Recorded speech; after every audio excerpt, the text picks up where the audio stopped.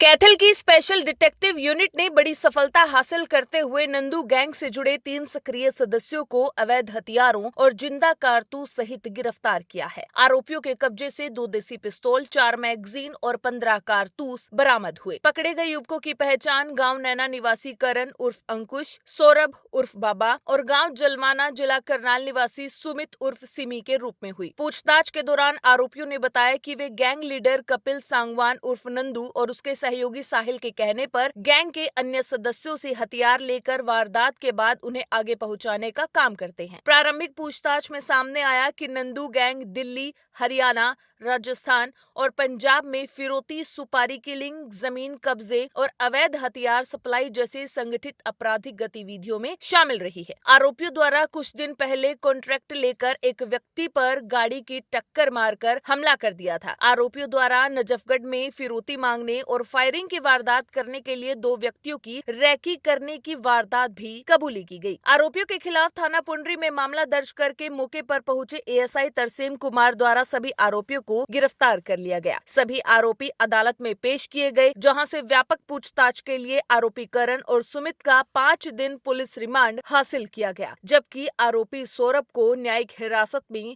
भेज दिया गया। इस दौरान सीआईए इंचार्ज मुकेश कुमार ने क्या कुछ बताया है, आइए आपको सुनाते हैं। कल दिनांक 13 तारीख को शाम के समय एससी हरीश कुमार अपने साथियों के साथ गश्त पड़ताल के लिए निकला हुआ था। तो मुंदड़ी नहर के पास तो उसको गुप्त सूचना मिली थी कि नंदू गैंग है कोई, जो एनसीआर दिल्ली के आसपास के क्षेत्र में काफी वारदात को अंजाम दे चुका है।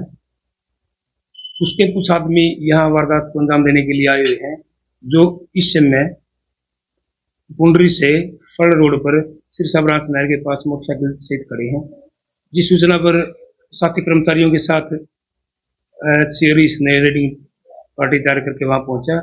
तो वहां पहुंचने के बाद उनको काबू किया। काबू करने के बाद उनके नाम पते पूछे, तो उन्होंने तीनों ने जो अलग अलग नाम पते वो बताए हैं। एक का नाम है कर्ण उर्फ अंकुश पुत्र सुरजमल वासी नैना। दूसरे ने बताया सौरभ उर्फ बाबा पुत्र सुरेश वासी नैना। तीसरा लड़का था सुमित उर्फ सिमी पुत्र सुभाष वासी जलमाना। तो जो ये सुमित है ये कर्ण का रिलेटिव है। तो इनकी जो तलाशी ली गई, तलाशी के दौरान इनसे 2 पिस्टल, 32 बोर, 15 राउंड और 4 मैगजीन बरामद हुई है।